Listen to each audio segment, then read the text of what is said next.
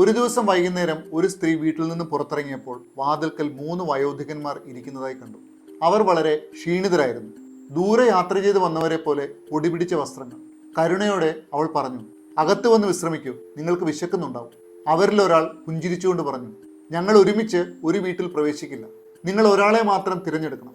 അവൾ ആശ്ചര്യപ്പെട്ട് ചോദിച്ചു, എന്തുകൊണ്ട്? ഒന്നാമത്തെ ആൾ പറഞ്ഞു, ഞാൻ സമ്പത്താണ്.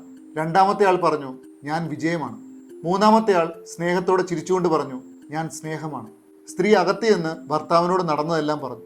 അയാൾ പറഞ്ഞു, നമുക്ക് സമ്പത്തിനെ ക്ഷണിക്കാം, നമ്മുടെ വീട്ടിൽ പണത്തിന് ആവശ്യമുണ്ട്.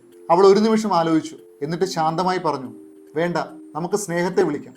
നമുക്ക് വേണ്ടതെല്ലാം ഇതിനകം തന്നെ നമ്മൾ നേടിക്കഴിഞ്ഞു, പക്ഷേ നമുക്ക് വേണ്ടത് സ്നേഹമാണ്. അവൾ പുറത്തേക്ക് വന്നിട്ട് പറഞ്ഞു, ഞങ്ങൾ സ്നേഹത്തെ തിരഞ്ഞെടുക്കുന്നു, ദയവായി അകത്തേക്ക് വരും. സ്നേഹം എഴുന്നേറ്റ് വീട്ടിലേക്ക് നടന്നു.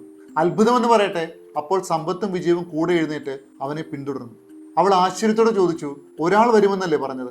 അപ്പോൾ അവർ ചിരിച്ചുകൊണ്ട് പറഞ്ഞു, നിങ്ങൾ തിരഞ്ഞെടുത്തത് സമ്പത്തിനെയോ വിജയത്തിനോ ആയിരുന്നെങ്കിൽ മറ്റെല്ലാവരും പുറത്തു നിന്നേനെ. പക്ഷേ നിങ്ങൾ സ്നേഹത്തെ തിരഞ്ഞെടുക്കുമ്പോൾ ഞങ്ങളെല്ലാം കൂടെ വരും. കാരണം സ്നേഹം പോകുന്നിടത്ത് മറ്റെല്ലാം പിന്തുടരും. നമ്മൾ മനസ്സിലാക്കേണ്ടത്, നിങ്ങൾ ജീവിതത്തിൽ സ്നേഹത്തെ മുന്നിൽ വെച്ചാൽ മറ്റെല്ലാം സ്വാഭാവികമായും നിങ്ങളുടെ പിന്നാലെ വരും. വിജയത്തിന് അർത്ഥം കിട്ടും, സമ്പത്തിന് വിലയും കിട്ടും. എല്ലാവർക്കും ശുഭദിനം.